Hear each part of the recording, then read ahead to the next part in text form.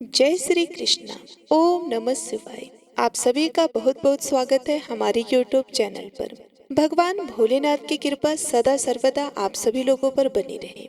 आज के वीडियो में आप सभी लोग जानेंगे कि किस पाप के कारण स्त्री समय से पहले विधवा होती है। प्रिय भक्तों, एक बार की बात है, भगवान विष्णु और माता लक्ष्मी क्षीर सागर में शेषनाग की सैया पर बैठे हुए थे। तभी माता लक्ष्मी के मन में जिज्ञासा हुई और उन्होंने भगवान विष्णु से प्रश्न किया कि हे प्रभु, किस कारण से एक महिला समय से पहले विधवा होती है? ऐसा वे कौन सा पाप है जो एक पतिव्रता नारी को भी विधवा बना डालता है? क्या महिला के विधवा होने के संकेत पहले से मिलते हैं? तथा महिला का वे कौन सा अंग है जिससे यह पता चलता है कि महिला विधवा होगी या नहीं? प्रिय भक्तों, इस प्रकार से प्रश्न पूछने पर भगवान विष्णु कहते हैं, हे प्रिय, तुमने उचित ही प्रश्न किया है। यह सत्य है कि कुछ महिलाओं के भाग्य में जल्दी विधवा होना लिखा हुआ होता है, चाहे वह पतिव्रता ही क्यों ना हो। किंतु एक पाप के कारण महिला विधवा बनती है और महिला के शरीर का एक अंग उसके विधवा होने का संकेत भी देता है। भगवान विष्णु कहते हैं कि हे देवी, तुम्हें इस परम गोपनीय सत्य को बताने से पहले मैं तुम्हें एक कथा सुनाता हूँ। इस कथा से तुम्हें तुम्हारे सभी प्रश्नों के उत्तर मिल जाएंगे, इसलिए तुम इस कथा को ध्यान से सुनना। प्रिय भक्तों, भगवान विष्णु ने माता लक्ष्मी को एक अत्यंत सुंदर कथा सुनाई है। इस कथा के माध्यम से भगवान ने समस्त मानव जाति के कल्याण के लिए कई महत्वपूर्ण उपदेश दिए हैं, इसलिए आप इस कथा को पूरा जरूर सुनें। इस कथा को आधा अधूरा सुनना पाप माना जाता है, तो चलिए शुरू करते हैं। प्रिय भक्तों, एक समय की बात है, मध्य देश में एक अत्यंत धनवान सेठ रहा करता था। उसका एक पुत्र और 3 पुत्रियां थीं। उसकी तीनों पुत्रियों का विवाह अच्छे और धनवान घराने में हो गया था, किंतु सेठ की एक पुत्री को दुर्भाग्य का सामना करना पड़ा। उसकी एक पुत्री विवाह के कुछ ही वर्षों बाद विधवा हो गई और अत्यंत दुख में जीवन बिताने लगी। उस विधवा महिला का नाम था भानुमति। भानुमति अत्यंत सुंदर, गुणवान और पतिव्रता नारी थी, किंतु उसके भाग्य में जो अशुभ लिखा हुआ था वही उसके साथ घटित हो गया। भानुमति के पति ने विवाह के समय केवल भानुमति का सुंदर रूप और उसके पिता की धन संपत्ति देखी थी, जिसके कारण से उसे भी जल्दी ही शरीर का त्याग करना पड़ा। बचपन से ही भानुमति के शरीर के अंगों पर उसके विधवा होने के लक्षण दिखाई दे रहे थे, लेकिन किसी ने उस पर ध्यान नहीं दिया था। भानुमति के पिछले जन्म के कर्मों के कारण उसे इस जन्म में विधवा होना पड़ा था। भगवान विष्णु कहते हैं कि हे देवी, अब मैं तुम्हें भानुमति के पूर्व जन्म की कहानी सुनाता हूँ, उसे तुम ध्यान से सुनो। भानुमति का पिछले जन्म में एक ब्राह्मण के घर पर जन्म हुआ था। उसका नाम था वसुंधरा। वे ब्राह्मण राजा को अत्यंत प्रिय था, जिस कारण से ब्राह्मण का घर धन धान्य से भरा हुआ था। उसके पास बहुत सारी धन संपत्ति थी, जिससे ब्राह्मण बहुत ही उन्मत्त और गर्विष्ठ बन गया था। वे ब्राह्मण अपनी पुत्री वसुंधरा से बहुत ही प्रेम करता था, क्योंकि वह उसकी इकलौती पुत्री थी। वसुंधरा बहुत ही सुंदर थी और पिता के लाड प्यार से वह भी बिगड़ चुकी थी। उसके पिता उसकी हर इच्छा को पूर्ण करते थे, उसे कभी किसी चीज की कमी नहीं पड़ने दी। वसुंधरा ने अपने जीवन में कभी कोई दुख नहीं देखा था और उसे अपनी सुंदरता पर भी अत्यधिक घमंड था। फिर जब वसुंधरा जवान हुई तो उसके पिता ने उसका विवाह करने का सोचा, लेकिन उसकी एक शर्त थी। जो भी वसुंधरा से विवाह करेगा वह उसके साथ उसके पिता के घर में रहेगा, अर्थात घर जमाई बनकर रहेगा। ब्राह्मण ने अपने सभी रिश्तेदारों को यह बात बता दी और चारों तरफ यह बात फैल गई। कई विद्वान और ज्ञानी पंडित वसुंधरा के घर पर उसे देखने के लिए आ गए, लेकिन वसुंधरा ने किसी को भी पसंद नहीं किया। वसुंधरा ने कई विद्वान ब्राह्मणों को अपमानित करके घर से बाहर निकाल दिया। फिर एक दिन एक अत्यंत सुंदर ब्राह्मण भिक्षा मांगने के लिए वसुंधरा के घर पर आया, जिसे देखकर वसुंधरा उस पर मोहित हो गई और अपने पिता से कहने लगी कि वह उसी भिखारी ब्राह्मण से विवाह करेगी। यह सुनकर वसुंधरा के पिता ने भी स्वीकृति दे दी और उस भिक्षुक ब्राह्मण को वसुंधरा से विवाह करने के लिए पूछा तो उस भिक्षुक ब्राह्मण ने भी हाँ कर दिया। और फिर वसुंधरा और उस ब्राह्मण का विवाह संपन्न हुआ। वसुंधरा विवाह के समय बहुत प्रसन्न थी। उसे उसका मनपसंद जोड़ीदार मिल चुका था। विवाह के बाद कुछ दिनों तक वसुंधरा अपने पति के साथ बड़े प्रेम से रहने लगी और उसकी सेवा करने लगी। लेकिन कुछ ही दिन बीतने के बाद वसुंधरा ने अपना असली रंग दिखाना शुरू कर दिया। वसुंधरा अपने पति को नौकर की तरह समझने लगी। उसकी आज्ञा का पालन करने की जगह उसे ही आज्ञा देने लगी। वसुंधरा अपने पति को भी उसके नाम से बुलाने लगी। खुद अपने पति के पैर दबाना छोड़कर अपने पति से ही खुद के पैर दबाने लगी। वसुंधरा स्वेच्छाचारी थी। वह पति को बिना बताए ही घर से बाहर चली जाती। कभी पति की कोई बात नहीं मानती थी। पति से पहले ही भोजन करती थी। किसी भी धार्मिक कार्य में पति के साथ नहीं बैठती थी और अकेले ही मौज करती थी। अपनी पत्नी के ऐसे व्यवहार को देखकर वसुंधरा का पति बहुत दुखी रहने लगा। उसने वसुंधरा को बहुत समझाने की कोशिश की, लेकिन वे कभी भी नहीं मानी। वसुंधरा अपनी ही मनमानी करती रहती थी।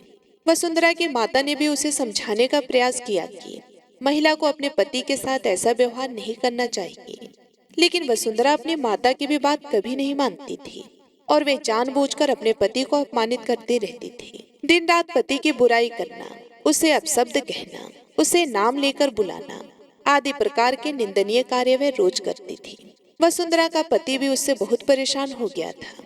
फिर एक दिन उसने बहुत विचार किया और वसुंधरा को छोड़कर जाने का निश्चय कर लिया। वसुंधरा का पति बिना किसी को बताए ही अपने घर को छोड़कर चला गया। उसने वसुंधरा का त्याग कर दिया और वन में जाकर तपस्या करने लगा, क्योंकि शास्त्र यही कहते हैं कि बुद्धिमान मनुष्य को दुष्ट और स्वेच्छाचारी पत्नी का त्याग कर देना ही चाहिए, अन्यथा वह भी उसके पाप का भागीदार बनता है। वसुंधरा का पति वन में जाकर तपस्या करने लगा। वसुंधरा ने भी अपने पति को खोजने की कोशिश नहीं की और बड़े मौज से अपने ही घर में रहने लगी। वसुंधरा की माता ने उसे बहुत समझाया कि वह अपने पति से विनती करके उसे वापस घर पर लेकर आई, लेकिन वसुंधरा कहती, जाने दो माता, वैसे भी मेरा भिखमंगा पति किसी काम का नहीं है। उससे विवाह करके मैंने उस पर ही उपकार किया था, लेकिन वह मूर्ख मुझे ही छोड़कर चला गया है। ऐसे मूर्ख पति के साथ रहने से अच्छा है कि मैं अकेली ही रह लूं। मैं इतनी सुंदर हूं कि कोई भी पुरुष मुझसे विवाह कर लेगा। वसुंधरा की ऐसी बातें सुनकर उसकी माता भी दुखी रहने लगी। उधर वसुंधरा का पति ध्यान मग्न होकर तपस्या करने लगा और सांसारिक बंधनों से मुक्त होकर ईश्वर की भक्ति में लगा रहा। फिर कुछ दिनों बाद वसुंधरा के पिता के साथ अशुभ घटना घटी। उसे राजमहल में चोरी करते हुए सिपाही ने पकड़ लिया और राजा को इसकी खबर दी। राजा उस पर बहुत क्रोधित हुए और उसका सारा धन संपत्ति छीनकर उसे कारागृह में डाल दिया। सब कुछ छिन जाने के कारण वसुंधरा बहुत गरीब हो गई। उसकी माता और वसुंधरा अब दूसरों के घर पर काम करने के लिए जाने लगे। वसुंधरा के पिता तो कारागृह में बंद थे, तो उसे और उसकी माता को सारा काम करना पड़ रहा था। तब वसुंधरा को अकेलापन सताने लगा। घर में कोई पुरुष नहीं था, इसलिए उनकी सहायता के लिए भी कोई नहीं आता था। अब वसुंधरा को अपने पति की याद आने लगी, लेकिन वसुंधरा का पति तो वन में सन्यासी बनकर बैठा था। फिर वसुंधरा अपने पति को ढूंढने के लिए वन में चली गई, लेकिन उसे उसका पति कहीं पर भी नहीं मिला। वह वन में हर तरफ घूमने लगी, लेकिन उसे उसका पति नहीं मिला। फिर वह एक जगह पर विश्राम करने बैठी तो अचानक उस स्थान पर एक शेर आ गया और उसने वसुंधरा पर हमला कर दिया और उसी क्षण वसुंधरा के प्राण चले गए। मृत्यु के बाद 2 यमदूत वसुंधरा को घसीटते हुए यमलोक ले गए। यमलोक में जब वसुंधरा यमराज के सामने जा पहुंची तो यमराज ने उसके पाप और पुण्य का मूल्यांकन किया। यमराज कहने लगा कि यह तो अत्यंत पापी महिला है। इसने कभी अपने पति का सम्मान नहीं किया। इसने बार बार केवल अपने पति का अपमान ही किया है। यह उसका नाम लेकर बुलाती थी और अपने पति के साथ नौकर की तरह व्यवहार करती थी। ऐसे दुष्ट महिला को तो नरक में भेजना चाहिए। फिर वसुंधरा नरक में चली गई। अनेक वर्षों तक नरक में सजा भुगतने के बाद वसुंधरा को अपने पूर्व जन्म के कर्मों का प्रायश्चित करने के लिए फिर से मनुष्य जन्म प्राप्त हुआ। जो पाप वसुंधरा ने किए थे, उसी पाप के कारण वसुंधरा के शरीर पर विधवा होने के लक्षण प्रकट हुए थे। भगवान विष्णु कहते हैं कि हे देवी, अब मैं तुम्हें उन चिन्हों के बारे में बताता हूँ। जिस महिला के अंग पर ऐसे चिन्ह प्रकट होते हैं, वह महिला समय से पहले विधवा होती है। भगवान विष्णु कहते हैं कि हे देवी, यदि किसी महिला के पैर पसीने से रहित हो, उस पर नसें दिखाई ना देती हो, उसके पैर चिकने तथा कोमल हो, तो वह महिला सुख भोगने वाली तथा ऐश्वर्यशाली नहीं होती। यदि महिला के पैर का अंगूठा घोल मांसाल हो तो वह महिला पतिव्रता एवं ऐश्वर्यशालिनी होती है। यदि महिला के पैर के अंगूठों पर नसें दिखाई देती हो तो वह दुर्भाग्य से युक्त वह विचारणी होती है। बहुत छोटे अंगूठे वाली महिला क्लेश करने वाली और दुख भोगने वाली होती है। अंगूठा यदि छपता हो तो वह महिला गर्भ धारण क्षमता में दुर्लभ होती है। यदि किसी महिला के पैर की तर्जनी उंगली अंगूठे से भी बड़ी हो तो वह स्वच्छंद कामचार अर्थात अनेक पुरुषों से संबंध बनाने वाली होती है। यदि किसी महिला के पैर की उंगलियां परस्पर मिली हुई हो, एक दूसरे के नजदीक हो, उंगलियां गोल एवं सीधी हो और नाखून पतले एवं छोटे हो, तो वह ऐश्वर्यशालिनी होती है और ससुराल में सुख भोगती है। अब मैं विधवा महिला के पैर के लक्षण बताता हूँ। यदि किसी महिला के पैर का अंगूठा बहुत बड़ा हो और आगे से गोल हो, उसके नाखून टेढ़े मेढ़े हो, अंगूठे पर नसें दिखाई देती हो, तो उस महिला के विधवा होने के योग्य बनती है। और यदि महिला के पैर मांस रहित हो तो ससुराल के भाग्य को नष्ट कर देती है। यदि किसी महिला के पैर की अनामिका उंगली बाकी उंगलियों की तुलना में बहुत छोटी हो तो वह कलह करने वाली और घर के वातावरण को असहनीय बना देने वाली होती है। यदि किसी महिला के पैर की मध्यमा उंगली अर्थात बीच की उंगली ज्यादा लंबी हो तो वे विवाह के लिए अयोग्य होती है। जो महिला चलते समय पैर पटकते हुए चलती हो और धम धम आवाज करती हो तो वह अपने पति का विनाश करने वाली होती है। भगवान विष्णु कहते हैं कि हे देवी, इन्हीं लक्षणों के कारण भानुमति समय से पहले विधवा हुई थी। पिछले जन्म के कर्मों के कारण ही महिला के विधवा होने के योग्य बनती है।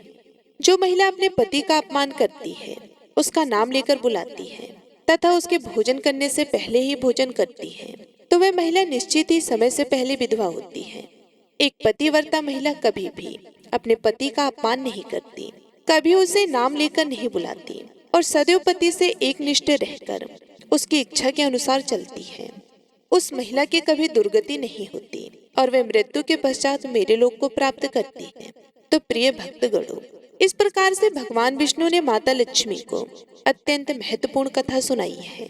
उम्मीद करती हूँ कि आपको यह जानकारी अच्छी लगी होगी। वीडियो अच्छी लगी हो तो वीडियो को लाइक करें, कमेंट बॉक्स में जय श्री हरि विष्णु और ओम नमः शिवाय जरूर लिखें। मिलती हूँ मैं आप सभी लोगों से अगले वीडियो में। तब तक के लिए धन्यवाद।